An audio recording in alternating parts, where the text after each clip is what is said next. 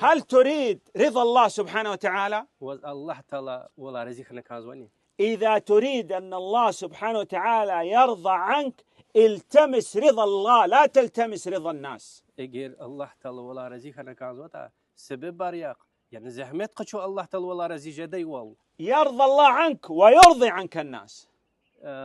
الله تعالى ولا رزق جدا إنسان ولا رزق جديد، لكن تلتمس رضا الناس بسخط الله يكون الجزاء من جنس العمل. سخط الله، نسأل الله السلامة على هذا، وأسخط عليه الناس.